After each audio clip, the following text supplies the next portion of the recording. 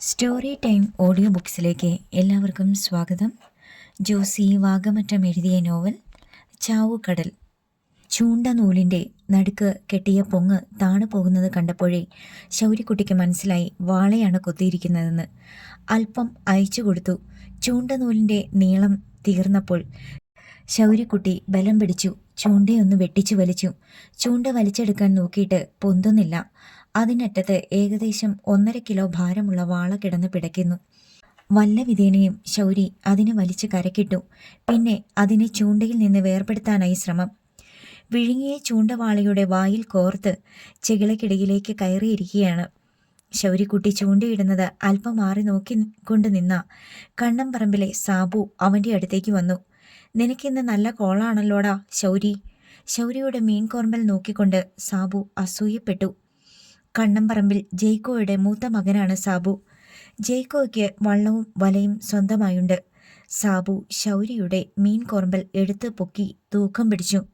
"ഇത് 3-4 കിലോ ഉണ്ടല്ലോടാ എല്ലാം കൂടെ." "അവിടെ വെക്കേ," ശൗരിക്കുട്ടി പറഞ്ഞു.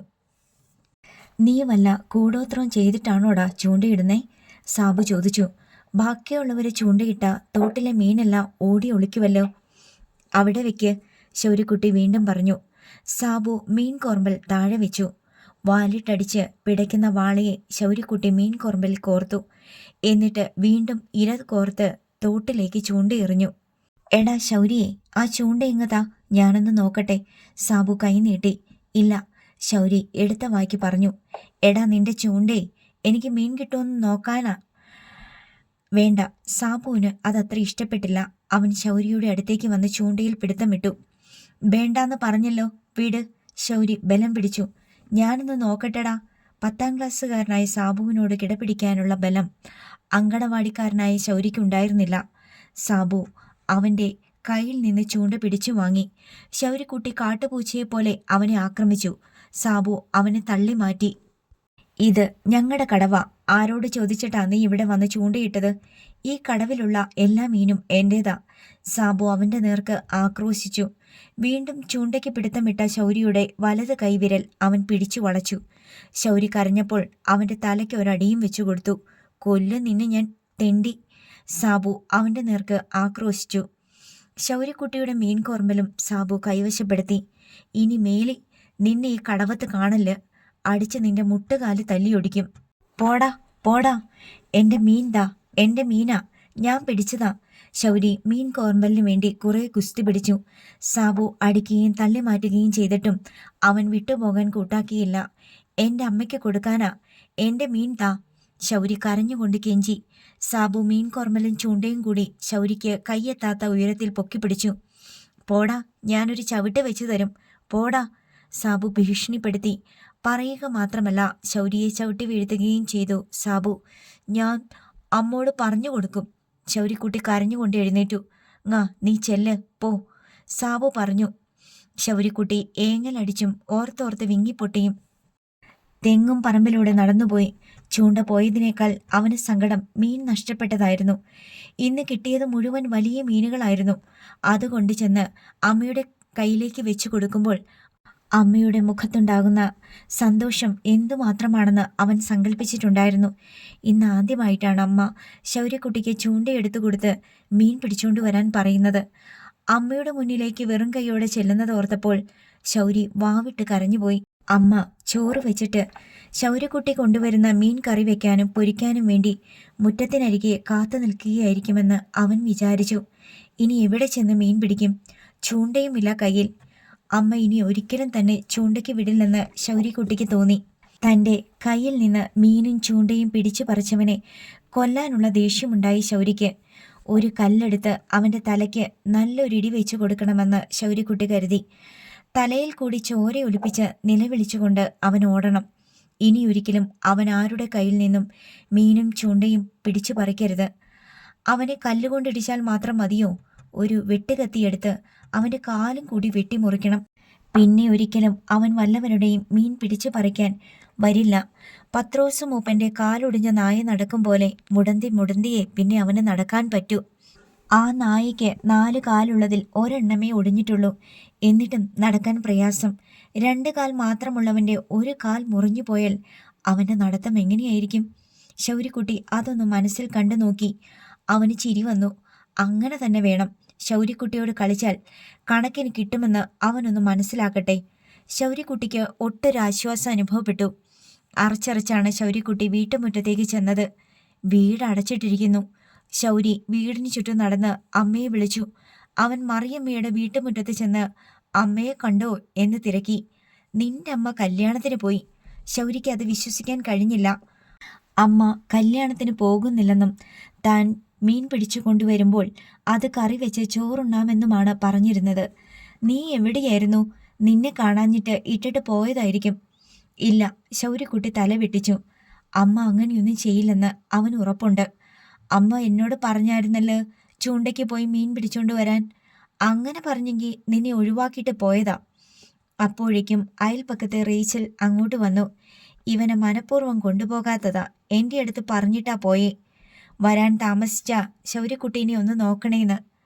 അമ്മ തന്നെ പറ്റിച്ചിട്ട് കല്യാണത്തിന് പോയോ? ഡെന്നിച്ചനും ജാനറ്റും പോയ കല്യാണത്തിന്?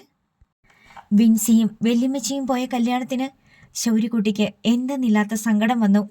അവൻ വീടിൻ്റെ തിണ്ണയിൽ പോയിരുന്നു. തൻ്റെ മീനും ചൂണ്ടയും നഷ്ടപ്പെട്ടത് നന്നായിന്ന് അവന് തോന്നി. ഇനിയൊരിക്കലും ശൗര്യക്കുട്ടി ചൂണ്ടയിടുന്നതല്ല. ഇനി ഒരു മീനെ പോലും ശൗര്യക്കുട്ടിക്ക് വേണ്ട. എല്ലാവരും തന്നെ പറ്റിക്കുകയായിരുന്നെന്ന് ശൗര്യക്കുട്ടിക്ക് മനസ്സിലായി. എങ്ങോട്ടെങ്കിലും പോയാലോ? കടപ്പുറത്തായിട്ടിറങ്ങി ചുമ്മാ നടന്നു പോകാം. ആരും ഒരിക്കലും അന്വേഷിച്ചു വരാത്ത ഒരു സ്ഥലത്തേക്ക്. കല്യാണം കഴിഞ്ഞ് അമ്മ വന്ന് നോക്കുമ്പോൾ ശൗര്യക്കുട്ടിയെ കാണാനില്ല. അമ്മ, എടാ മോനെ, ശൗര്യക്കുട്ടിയെ നീ എവിടെയാ എന്ന് വിളിച്ചു ചോദിച്ചുകൊണ്ട് തെങ്ങും പറമ്പിലൂടെ നടക്കും. മറിയമ്മയോടും റേച്ചലിനോടും അന്നക്കുട്ടിയോടും ഒക്കെ ചോദിക്കും, എൻ്റെ ശൗര്യക്കുട്ടീനെ കണ്ടോ? നിങ്ങൾ ആരെങ്കിലും കണ്ടോ എൻ്റെ മോനെ? ആർക്കും അറിയില്ല താൻ എവിടെ പോയെന്ന്. അമ്മ കടപ്പുറത്ത് വന്ന് കണ്ടവരോടെല്ലാം ചോദിക്കും, എൻ്റെ മോനെ കണ്ടാ? ഒരു മഞ്ഞ ഉടുപ്പിട്ട്? ഇല്ല, ആരും കണ്ടിട്ടില്ല. അവൻ കടപ്പുറത്തോടെ നടന്ന് വേറെ ഏതോ രാജ്യത്ത് എത്തിക്കഴിഞ്ഞു. അമ്മ തിരിച്ച് വീട്ടിൽ വന്നിരുന്ന് കരയും. അപ്പോൾ അയലത്തുള്ള പെണ്ണുങ്ങൾ അമ്മയോട് പറയും, നിനക്കിത് തന്നെ വരണം എമിലി. നീ എന്തിയേ ആ ശൗര്യനെ കല്യാണത്തിന് കൊണ്ടുപോകാത്തെ? അവൻ എന്തോരം സങ്കടായിന്നറിയോ? അതാ അവൻ വീട് വിട്ടു പോയത്. ഞാൻ ഇനി ഒരിക്കലും എൻ്റെ മോനെ വിട്ടിട്ട് പോവില്ല അന്നക്കുട്ടി. എൻ്റെ മോനിങ്ങ് തിരിച്ചു വന്നാൽ മതിയായിരുന്നു. അമ്മ തിണ്ണയിലിരുന്ന് കരയുകയാണ്. ഇനി നീ അവനെ പറ്റിക്കോ എമിലി? ഇല്ലെന്ന്.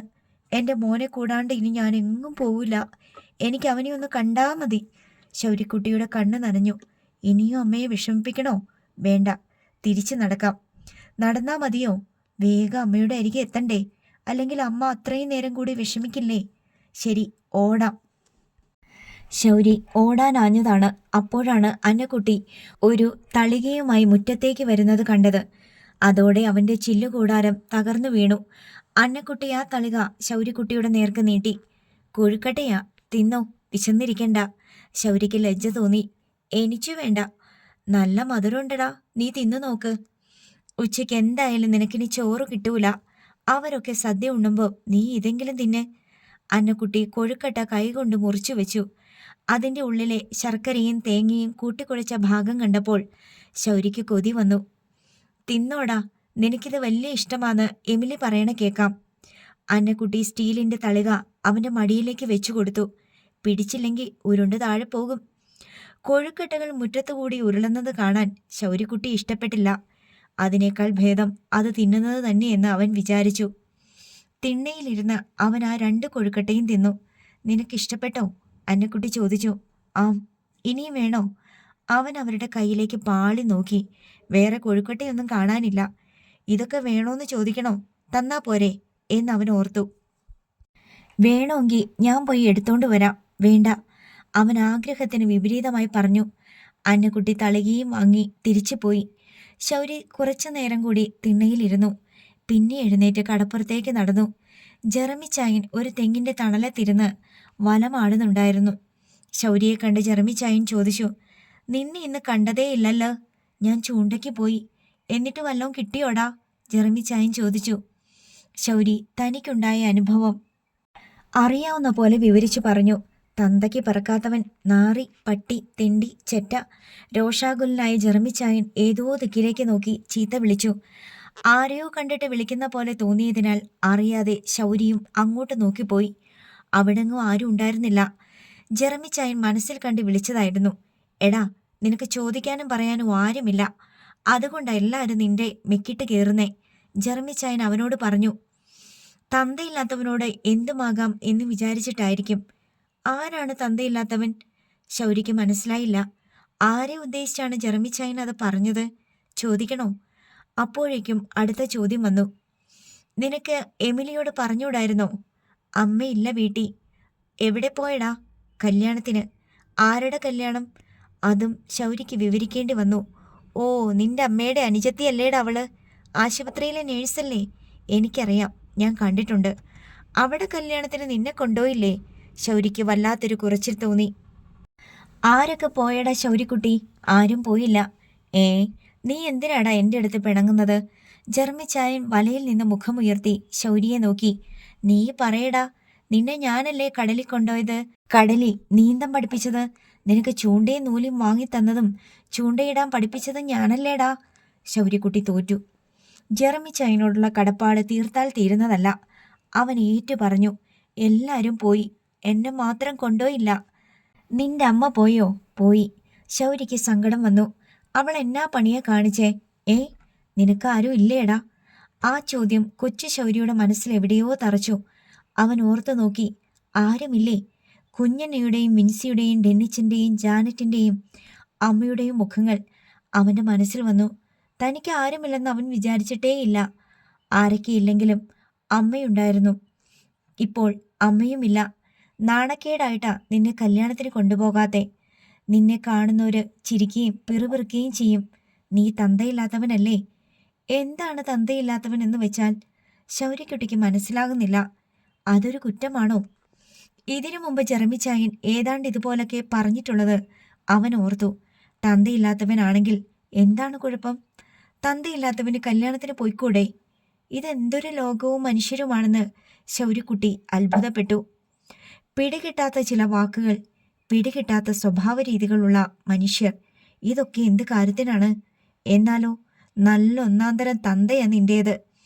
ഈ കടപ്പുറത്തെ ഏറ്റവും ശക്തൻ, ഏറ്റവും പണക്കാരൻ, ഈ കടപ്പുറം ഭരിക്കുന്നവൻ, ഉഗ്രൻ.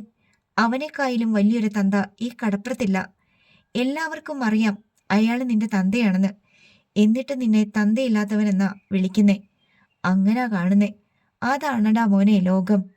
പൊട്ടിയ വലക്കണ്ണികൾ നെയ്ത് ചേർക്കുന്നതിനിടയിൽ ജെറമിച്ചായൻ ഒരു ദീർഘനിശ്വാസം പോലെ പറഞ്ഞുകൊണ്ടിരുന്നു.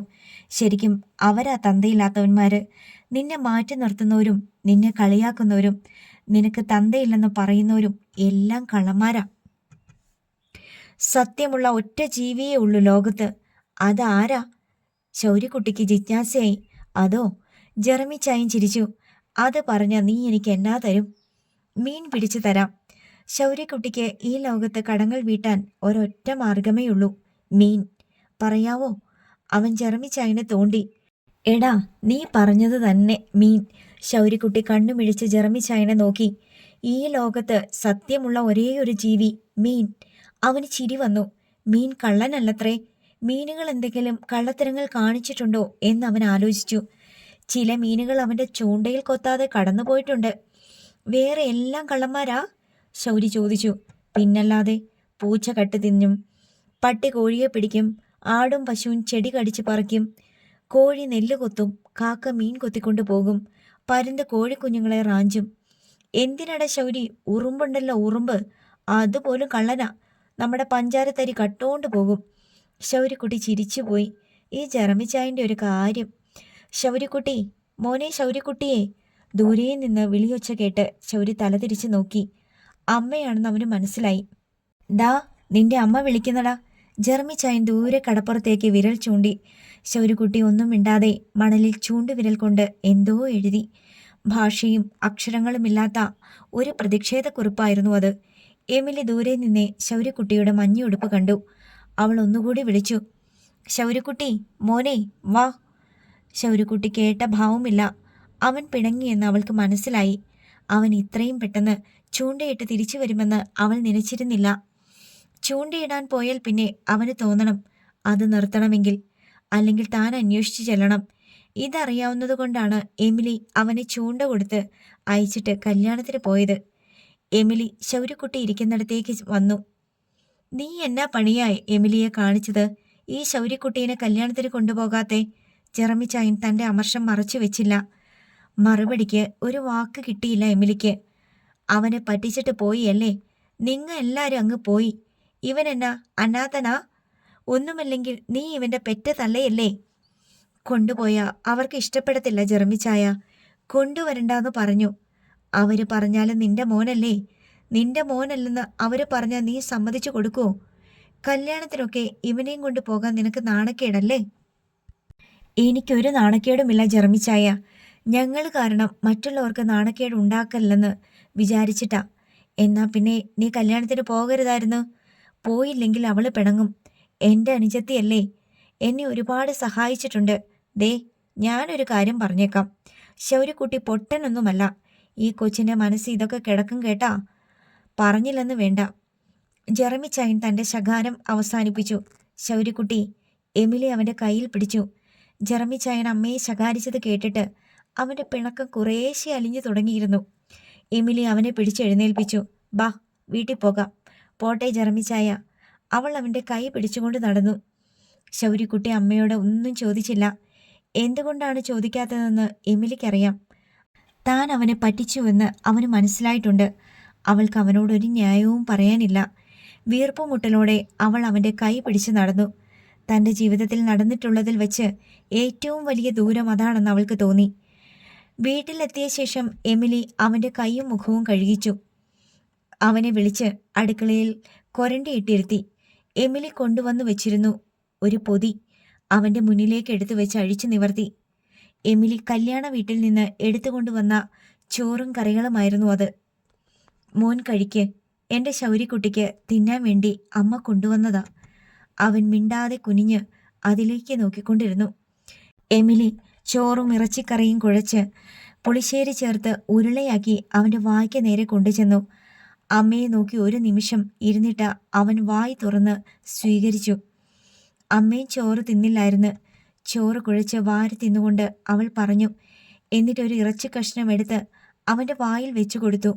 അവൻ അത് കടിച്ച് ചവച്ച് തിന്നു. എന്നിട്ട് എമിലിയെ നോക്കി തെല്ല് നാണത്തോടെ പുഞ്ചിരിച്ചു. ഇഷ്ടപ്പെട്ടോ? എമിലി ചോദിച്ചു. ആ, നല്ല രുചിയാ, അവൻ പറഞ്ഞു. എമിലിക്ക് നെഞ്ചു പൊട്ടുന്നത് പോലെ തോന്നി. അവൾ അവനെ അണച്ചു പിടിച്ച് ഏങ്ങലടിച്ച് കരഞ്ഞു. കാരക്കാട്ട് സൈമൺ തരകന്റെ കാർ ചെല്ലിക്കടപ്പുറത്തേക്ക് ഒഴുകി വരുന്നത് കണ്ട് മൺ റോഡിലുണ്ടായിരുന്ന ആളുകൾ താനെ വഴിവകഞ്ഞ് മാറി നിന്നു.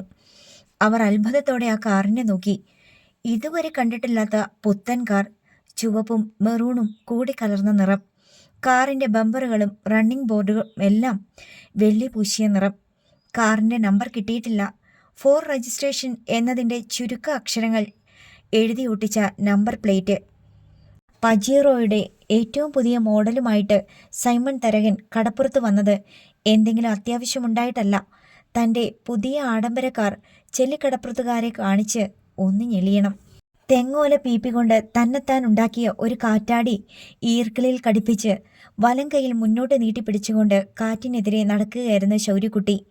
കടൽ കാറ്റിൽ കാറ്റാടി കൈകൾ ഫാൻ പോലെ കറങ്ങുന്നുണ്ടായിരുന്നു.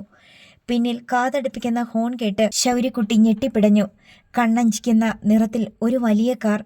ഒരു കൊമ്പനാന തൊട്ടു പുറകിൽ വന്ന് ദേഷ്യത്തോടെ ചിഹ്നം വിളിക്കുന്നത് പോലെയാണ് അവന് തോന്നിയത്. അവൻ പെട്ടെന്ന് ഓടി മാറി. ഇത്തരമൊരു കാർ അവൻ മുമ്പ് കണ്ടിട്ടില്ല. കാറിൻ്റെ ഡ്രൈവിംഗ് സീറ്റിൽ സൈമൺ മുതലാളി ഇരിക്കുന്നത് അവൻ കണ്ടു. സൈമൺ മുതലാളി അവനെ നോക്കുകയാണ്. കാർ നിന്നു. സൈമൺ മുതലാളി ഇപ്പോൾ തന്നെ വിഴുങ്ങിക്കളയുമെന്ന് അവന് തോന്നി. അത്ര ദേഷ്യത്തിലാണ് നോട്ടം. എന്തുകൊണ്ടോ ശൗര്യക്കുട്ടിക്ക് ഒരു ധൈര്യം വന്നു. അവനും സൈമൺ തരകനെ കണ്ണുകൂർപ്പിച്ചു നോക്കി. തൻ്റെ ശത്രുവാണ് കാറിനുള്ളിലിരിക്കുന്നതെന്ന് ശൗര്യക്കുട്ടിക്ക് തോന്നി. ഇയാളുടെ കാറിൽ ബലൂൺ കുരുങ്ങിയപ്പോൾ തന്നെ അടിക്കുകയും വലിച്ചു താഴ്ത്തിയിടുകയും ചെയ്തവനാണ്.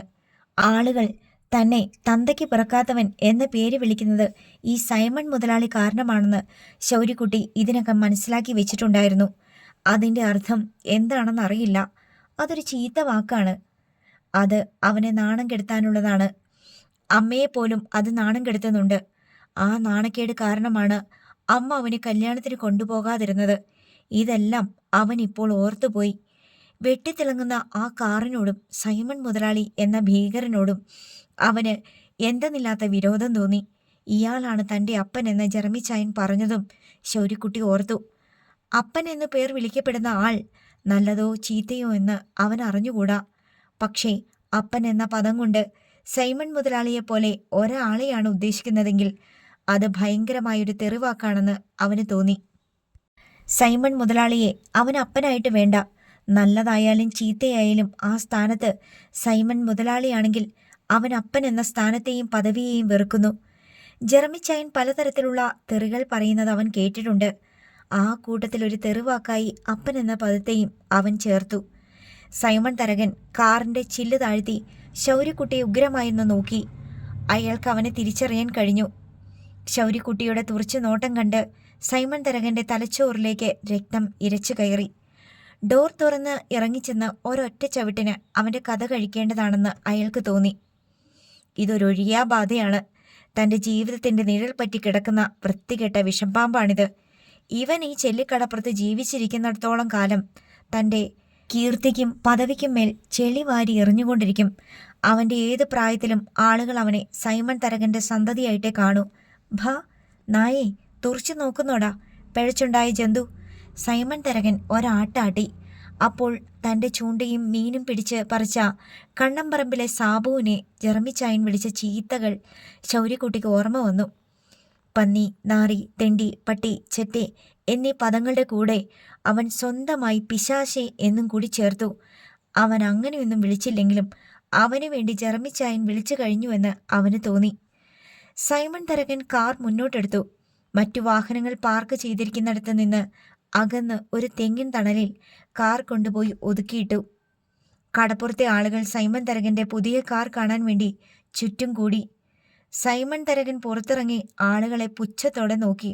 ഓ, എനിക്കിതെല്ലാം എന്ത് നിസ്സാരം എന്ന മട്ടിൽ കാറിൽ നിന്നിറങ്ങി മണപ്പുറത്തേക്ക് നടന്നുപോയി. കടപ്പുറത്തെ ജനങ്ങൾ കാറിന് ചുറ്റും കൂടി. ഭൂരിപക്ഷം ആളുകളും അത്തരമൊരു കാർ കണ്ടിട്ടുണ്ടായിരുന്നില്ല. സൈമൺ മുതലാളി മീൻ ലേലം വിളിക്കുന്നിടത്തേക്ക് ചെന്ന് നിന്നു. തൻ്റെ സിൽബന്ധികളോട് മീൻ ഏതൊക്കെയാണ്, പണി കുറവാണോ കൂടുതലാണോ എന്നെല്ലാം തിരക്കി. കാറിന് ചുറ്റും കൂടിയ ആളുകൾ പിന്മടങ്ങി. ശൗര്യക്കുട്ടി ചായക്കടയുടെ മുൻപിൽ വന്ന് ആ കാർ കിടക്കുന്നിടത്തേക്ക് നോക്കി. ആ കാർ തല്ലിപ്പൊട്ടിക്കണമെന്ന് അവൻ വിചാരിച്ചു. അതിന്മേൽ എന്തെങ്കിലും ഒന്ന് ചെയ്യണമെന്ന് അവൻ്റെ ബുദ്ധി അവനെ ഉപദേശിക്കുന്നുണ്ടായിരുന്നു. കാറിനടുത്ത് ആരും ഇല്ല എന്ന് കണ്ടപ്പോൾ അവൻ തെങ്ങും പറമ്പിലേക്ക് ഇറങ്ങി. വെറുതെ അങ്ങിങ്ങോ നോക്കി നടന്നു. പുലിമുട്ട സ്ഥാപിച്ചിരിക്കുന്ന ഭാഗത്തെത്തിയപ്പോൾ കള്ളുകുടിയന്മാർ എറിഞ്ഞു പൊട്ടിച്ചിട്ട് പോയ മദ്യക്കുപ്പിയുടെ കഴുത്ത് ഭാഗം കല്ലുകൾക്കിടയിൽ കിടക്കുന്നത് അവൻ കണ്ടു. അവൻ അത് കയ്യിലെടുത്തിട്ട് കാർ കിടക്കുന്നിടത്തേക്ക് നോക്കി. ഇപ്പോൾ കാറിൻ്റെ മറുവശത്താണ് കടപ്പുറം. ശൗര്യക്കും കടലിനും ഇടയ്ക്കാണ് കാർ. ആ കടപ്പുറത്ത് നിൽക്കുന്നവർക്ക് ശൗര്യക്കുട്ടിയെ കാണാൻ വയ്യ. ശൗര്യക്കുട്ടി ആ കുപ്പിച്ചില്ലുമായി കാറിനരികെ ചെന്നു. ആരെങ്കിലും ശ്രദ്ധിക്കുന്നുണ്ടോ എന്ന് നോക്കി. ഇല്ല, ആരുമില്ല. അവൻ കുപ്പിച്ചില്ലിൻ്റെ പൊട്ടിയ ഭാഗം കൊണ്ട് കാറിൻ്റെ ഡോറിൽ അമർത്തി കുത്തി വരച്ചു. കാറിൻ്റെ ഒരു ഭാഗം മുഴുവൻ കുപ്പിച്ചില്ല് വച്ച് കുത്തി കോറിക്കൊണ്ട് അങ്ങോട്ടും ഇങ്ങോട്ടും നടന്നു. കാറിൻ്റെ മറുവശമായിരുന്നു കടപ്പുറവും ആളുകളും. അവൻ ചെറുതായതിനാൽ കാറിന് മീതെ കൂടി ആർക്കും അവനെ കാണാമായിരുന്നില്ല. ശൗര്യക്കുട്ടി അല്പം കഴിഞ്ഞ് ഒന്നും അറിയാത്ത പോലെ തെങ്ങും പറമ്പിലേക്ക് നടന്നുപോയി. കുറേ ദൂരം ചെന്ന ശേഷം മറ്റൊരു ഭാഗത്തുകൂടി ചായക്കടയുടെ പിന്നിലേക്ക് ചെന്നു. കുപ്പിക്കഷ്ണം ഇതിനകം അവൻ എറിഞ്ഞു കളഞ്ഞിട്ടുണ്ടായിരുന്നു. അവിടെ നിന്നുകൊണ്ട് ശൗര്യക്കുട്ടി സൈമൺ മുതലാളിയുടെ കാറിനെ നോക്കി. ദൂരെ നിന്ന് നോക്കിയാൽ ഒന്നും കാണാനില്ല. ശൗര്യക്കുട്ടിക്ക് ഭയമൊന്നും തോന്നിയില്ല. പകരം ഒരു സംതൃപ്തി അവനെ ഭരിച്ചു. സൈമൺ മുതലാളിക്കെതിരെ അവൻ്റെ ആദ്യത്തെ പ്രതികാര നടപടി അവൻ നിർവഹിച്ചു കഴിഞ്ഞു. ചെല്ലിക്കടപ്പുറത്തെ അവൻ്റെ നമ്പർ 1 ശത്രുവാണ് സൈമൺ മുതലാളി. അവൻ അയാൾക്കെതിരെ യുദ്ധം പ്രഖ്യാപിച്ചു കഴിഞ്ഞു. ഇനി അങ്ങോട്ട് വലിയ പോരാട്ടങ്ങൾ നടക്കാൻ പോവുകയാണ്. തരം കിട്ടിയാൽ സൈമൺ മുതലാളിയുടെ തല എറിഞ്ഞു പൊട്ടിക്കണമെന്ന് അവൻ വിചാരിച്ചു. കല്ലേറിയിൽ അവൻ വിദഗ്ധനാണ്. ചെറിയ മെറ്റൽ കഷ്ണങ്ങൾ കിട്ടിയാൽ അവൻ കൃത്യമായി ലക്ഷ്യം പിടിച്ചെറിയും. മാങ്ങയും പേരയ്ക്കയും ചാമ്പങ്ങയും അവൻ്റെ ഉന്നത്തിന് മുൻപിൽ എപ്പോഴേ കീഴടങ്ങിക്കഴിഞ്ഞു. തോട്ടിൽ വെള്ളത്തിന് മീതെ പൊന്തി വായു വിഴുങ്ങുന്ന മീനുകളെപ്പോലും അവൻ എറിഞ്ഞു പിടിച്ചിട്ടുണ്ട്. ശൗര്യക്കുട്ടിയുടെ ഏറ് കൊണ്ടാൽ പിന്നെ തലയും പൊത്തിപ്പിടിച്ച് എങ്ങോട്ടെന്നില്ലാതെ ഓടുകയെ സൈമൺ മുതലാളിക്ക് നിവൃത്തിയുള്ളൂ. എവിടെ നിന്നാണ് ഏറ് വന്നതെന്ന് പോലും കണ്ടുപിടിക്കാൻ പറ്റാത്ത വിധം ശൗര്യക്കുട്ടി പതുങ്ങിക്കളയും. സൈമൺ മുതലാളി നല്ല ഗമയിൽ നടന്നു വന്ന് കാറിൽ കയറി. അയാളുടെ ഡ്രൈവിംഗ് സീറ്റ് ഉള്ള വശത്തായിരുന്നില്ല ശൗര്യക്കുട്ടിയുടെ കലാവിരുത്. അതിനാൽ സൈമൺ മുതലാളി കാറിൽ കയറി സിംഹാസനത്തിലെ പോലെ ഇരുന്ന് കാർ സ്റ്റാർട്ട് ചെയ്ത് വളച്ചെടുത്തു. ആളുകൾ നിന്ന റോഡിലൂടെ അയാളുടെ കാർ വല്ലാത്ത ഇരമ്പിക്കൊണ്ട് ചീറിപ്പാഞ്ഞു. ആളുകൾ വേണമെങ്കിൽ ജീവനും കൊണ്ട് ഓടി മാറിക്കൊള്ളണം എന്ന മട്ടിലായിരുന്നു ആ പാച്ചിൽ. കാർ പോകുന്നത് കണ്ട് ശൗര്യക്കുട്ടിക്ക് നിരാശ തോന്നി.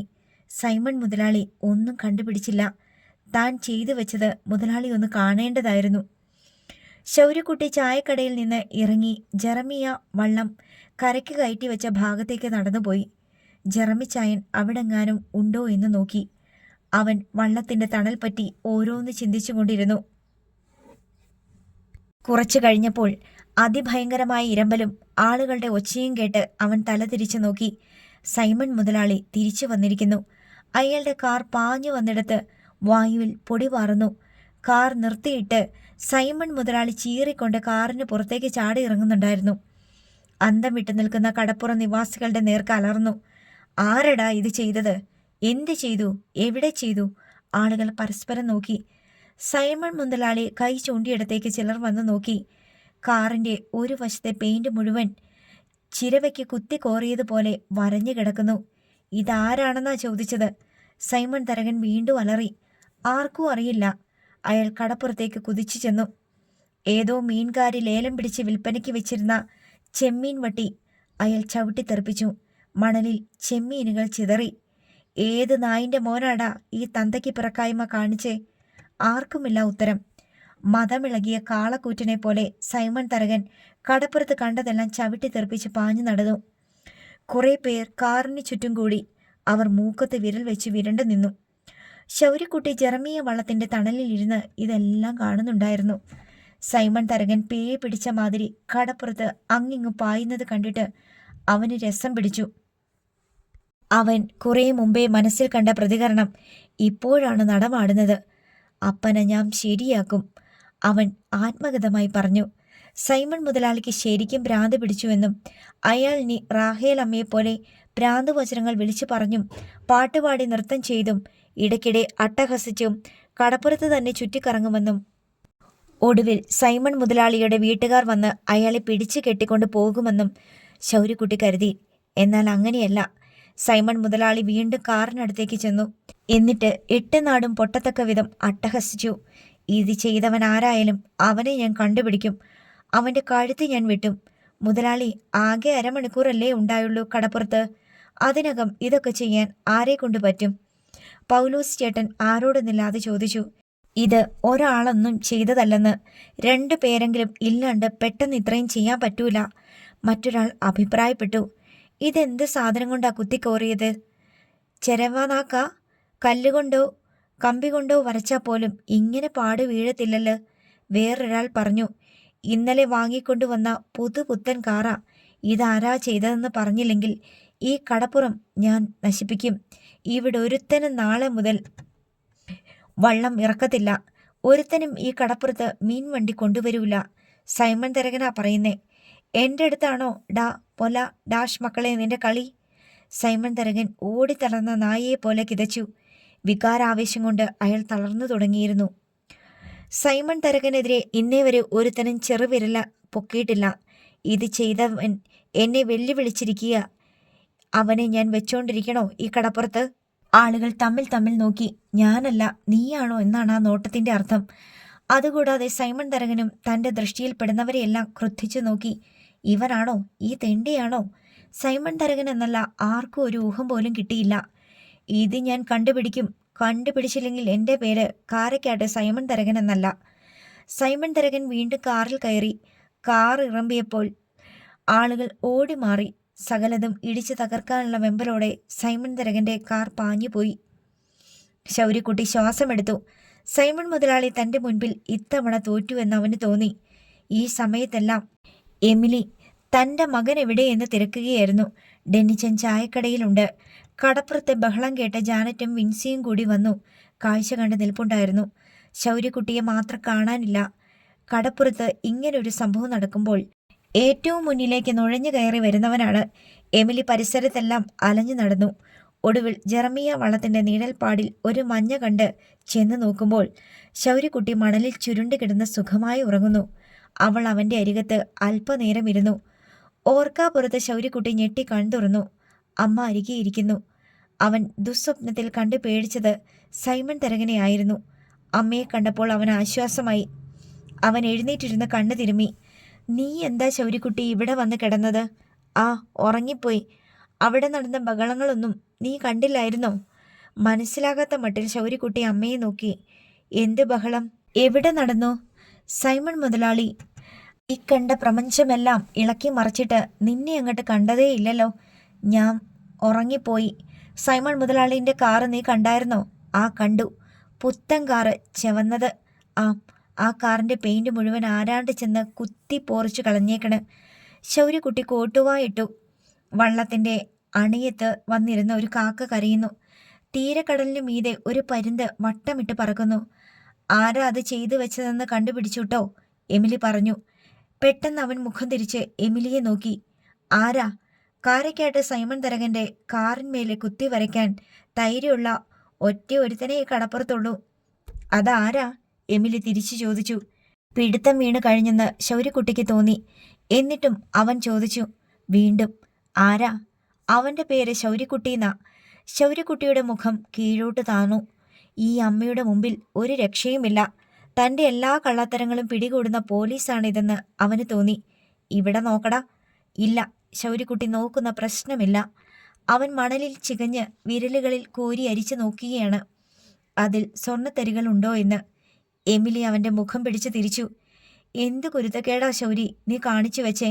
ആരെങ്കിലും കണ്ടായിരുന്നെങ്കിലോ? നിന്നെ അയാൾ ചവിട്ടി അരച്ചേനെ. എന്നെ ചീത്ത വിളിച്ച്. ശൗര്യക്കുട്ടി കീഴോട്ട് നോക്കിയിരുന്ന് പിറുപിറുത്ത്. ആര്? ആ സൈമൺ മുതലാളിയാ? ആ, എപ്പം? ആ കാറേ വന്നപ്പം. അപ്പോൾ അതാണ് കാര്യം. എമിലിക്ക് മനസ്സിലായി. എമിലി വിശദമായി ചോദിച്ചപ്പോൾ അവൻ എല്ലാ കാര്യങ്ങളും പറഞ്ഞു. ഒടുവിൽ അവൾ ചോദിച്ചു, നീ എന്ത് കുന്തം കൊണ്ടാ ശൗരി ആ കാറിൻ്റെ വശം മുഴുവൻ പെയിന്റ് പോറിച്ചത്? കുപ്പിച്ചില്ല്. അതല്ലാതെ മറ്റൊരു ആയുധത്തിനും അത്രയും നാശം വരുത്താൻ കഴിയില്ലെന്ന് എമിലിക്ക് മനസ്സിലായി. ഇനി മേലിൽ ഇങ്ങനെയൊന്നും ചെയ്തേക്കല്ല് കേട്ടാ. സൈമൺ മുതലാളി ആരെന്നാ നിന്റെ വിചാരം?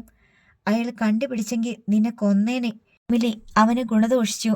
ഉച്ചയോടെ പോലീസ് വന്നെങ്കിലും ആരെയും പിടികിട്ടാതെ അവർ തിരിച്ചുപോയി. അപ്പോഴും സൈമൺ മുതലാളി ചെല്ലിക്കടപ്പുറത്തുകാരെ മുഴുവൻ വെല്ലുവിളിച്ചു പറഞ്ഞു, ചെയ്തവൻ ആരായാലും അവനെ ഞാൻ 24 മണിക്കൂറിനകത്ത് പൊക്കും. കാരക്കാട് സൈമൺ തരകനാ പറയുന്നത്. എന്നിട്ട് അയാൾ ചെല്ലിക്കടപ്പുറത്തുള്ള സകലരെയും വെറുത്ത് അവജ്ഞയോടെ നോക്കിയിട്ട് കാറിൽ കയറി ഇരമ്പിപ്പാഞ്ഞു പോയി. അപ്പോൾ ശൗര്യക്കുട്ടി വിചാരിച്ചു, എന്നെങ്കിലും സൈമൺ മുതലാളിയോട് പറയണം ഈ ശൗര്യ ചെയ്തതെന്ന്. അമ്മ പറഞ്ഞ പോലെ അയാളുടെ ഒപ്പം വളർന്നു കഴിയുമ്പോൾ അന്ന് ശൗര്യക്കുട്ടിക്കും ഉണ്ടായിരിക്കും ഇതുപോലൊരു കാർ. ശൗര്യക്കുട്ടി അത് അയാളുടെ കാറിന് മുൻപിൽ കൊണ്ടുപോയി നിർത്തും. എന്നിട്ട് ഡോർ തുറന്നിറങ്ങും. അപ്പോൾ സൈമൺ മുതലാളിയും ഇറങ്ങി വരും. അന്ന് ശൗര്യക്കുട്ടി അയാളുടെ കാറിലേക്ക് കൈ ചൂണ്ടിക്കൊണ്ട് പറയും, ഈ കാറിന് അന്ന് കുത്തി വരച്ചത് ആരാന്ന് കണ്ടുപിടിച്ചോ? ഇല്ലല്ലോ.